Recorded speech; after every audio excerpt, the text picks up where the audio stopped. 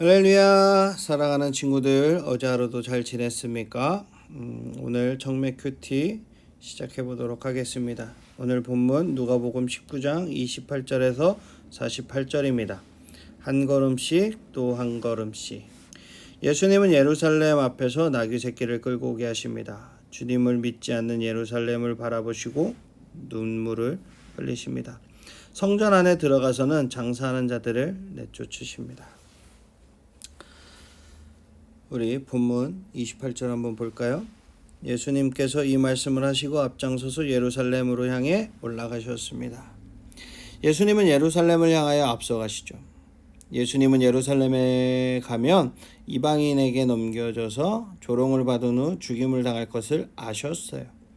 그럼에도 불구하고 잃어버린 영혼을 구하시려는 그 하나님 아버지의 뜻에 순종하셔서 반드시 그 뜻을 성취하시기 위해 앞장서신 것이죠.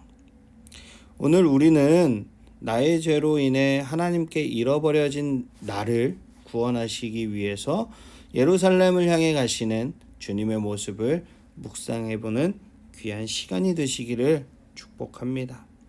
우리 29절부터 보도록 하겠습니다. 올리브산 근처에 있는 벳바게와 베다니에 이르렀을 때였습니다. 예수님께서 두 제자를 보내셨습니다. 그리고 말씀하셨습니다. 맞은편 마을로 가거라. 그곳에 들어가면 아무도 타보지 않은 나귀 새끼 한 마리가 매어 있는 것을 볼 것이다. 그것을 풀어 이리 끌고 오너라. 만일 누가 왜 나귀를 푸시오라고 묻거든 주님께서 필요하시답니다 라고 말하여라. 보냄을 받은 제자들이 가보니 예수님께서 말씀하신 대로 나귀 새끼를 발견했습니다. 그들이 나귀 새끼를 풀자 주인이 그들에게 물었습니다. 왜 나귀 새끼를 푸시오? 제자들이 대답했습니다. 주님께서 필요하시답니다. 예수님은 나귀 새끼를 쓰시겠다고 말씀하셨어요. 왜냐하면 메시아이신 왕이 나귀 새끼를 타고 겸손한 평화의 왕으로 오신다라는 그 스가랴 선지자의 예언을 이루시고 자신이 바로 그 메시아이신 것을 나타내기 위해서죠. 예수님은 십자가의 죽으심으로 하나님과 우리 사이에 평화를 이루실 평화의 왕이십니다. 또한 예수님은 만물을 지으신 만물의 주인으로서 나귀 새끼를 자신의 목적을 이루는데 사용하십니다. 나의 삶에도 평화의 왕으로 오신 주님이 내 모든 소유물을 쓰실 권세를 가지고 계셔요. 오늘 주님은 나의 소유 중 무엇을 쓰시기를 원하시는 것 같으신가요? 여러분들은 주님의 요구에 순종하고 있나요?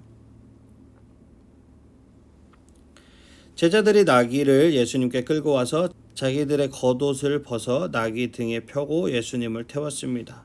예수님께서 가실 때 사람들이 겉옷을 벗어 길에 펼쳤습니다. 예수님께서 올리브산 비탈길 가까이 오셨을 때 모든 제자들이 기뻐하며 큰 소리로 하나님을 찬양했습니다. 그것은 이들이 여러 가지 기적을 목격했기 때문입니다.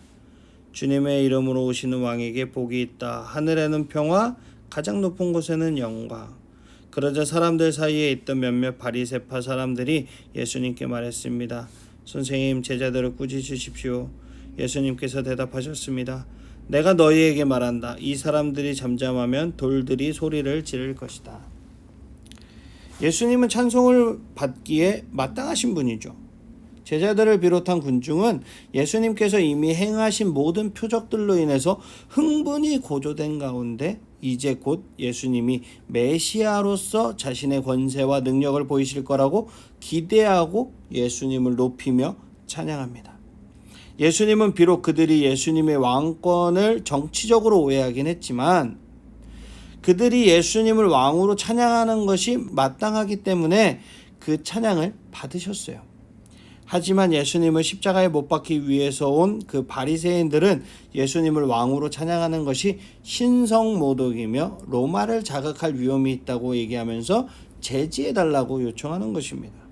그러나 예수님은 하나님이 예수님에게 찬양받도록 정하신 때이기 때문에 그 사람들이 찬양하지 않으면 돌들이 일어나 찬양할 거라고 대답하신 거예요. 그러니까 예수님께서 하나님이 예수님에게 찬양받도록 정하신 때, 그때라는 거예요. 예수님을 향한 찬양을 아무도 막을 수 없다라는 말이죠. 나는 예수님께 마땅히 돌려드려야 할 그 찬양을 돌려드리고 있습니까? 우리 친구들 멍하니 앉아서 찬양하지 마세요. 기쁘면 일어나서 기쁨으로 박수치면서도 찬양하고 두 손도 들고 찬양하고 나의 마음과 뜻을 다해서 하나님을 찬양하는 여러분들이 되시기를 축복합니다. 예수님께서 예루살렘에 가까이 오셔서 그 도시를 바라보시고 눈물을 흘리셨습니다. 그리고 말씀하셨습니다. 오늘 내가 평화의 길을 알았더라면 좋았을 텐데 그러나 지금은 이것이 너에게 감추어져 있다. 내 원수들이 너를 향해 흙더기를 쌓고 너를 에워싸고 사방으로 포위할 때가 올 것이다. 그리고 너를 짓밟고 너와 함께한 내 자녀들도 짓밟을 것이다. 또한 돌 위에 다른 돌 하나도 남지 않게 될 것이다. 이는 하나님께서 찾아온 때를 내가 깨닫지 못했기 때문이다. 예수님은 예루살렘 성을 보시면서 우셨어요. 성경에 보면 예수님이 웃었다라는 표현은 없습니다. 하지만 울었다라는 표현은 상당히 많이 나와요. 그렇다고 뭐 예수님이 항상 울고 다니신 것은 아니지만 웃을 수 없는 이 시대를 볼 수 있는 거죠. 예수님이 탄생하실 때 천사들이 노래했던 땅의 평화가 예루살렘에 왔는데도 예루살렘 성이 이를 알지 못했기 때문에 예수님이 우셨다라는 거예요. 결국 평화의 왕이신 예수님을 거부한 예루살렘 백성들은 로마 정부를 도구로 삼은 하나님의 심판에 멸망당하게 될 것입니다. 평화를 받아들이지 않는 곳에는 언제나 심판만이 있을 뿐이죠. 예수님이 다시 오시는 날에도 구원을 거절한 그 사람들은 예루살렘의 멸망과는 비교할 수 없는 그 비참함에 이를 것입니다. 이 평화의 복음을 아직도 거절하는 자를 위해 여러분들은 얼마나 통곡하며 울고 있습니까? 예수님께서 성전에 들어가 장사하는 사람들을 내쫓기 시작하셨습니다. 그리고 그들에게 말씀하셨습니다. 내 집은 기도하는 집이다 라고 성경에 쓰여 있는데 너희는 이 집을 강도의 소굴로 만들었다. 예수님께서 날마다 성전에서 가르치셨어요. 그러자 대제사장들과 율법학자들 그리고 백성들의 지도자들이 예수님을 죽이려 하였습니다. 그러나 모든 백성들이 예수님의 말씀을 열심히 듣고 있었으므로 예수님을 죽일 방법을 찾을 수 없었습니다.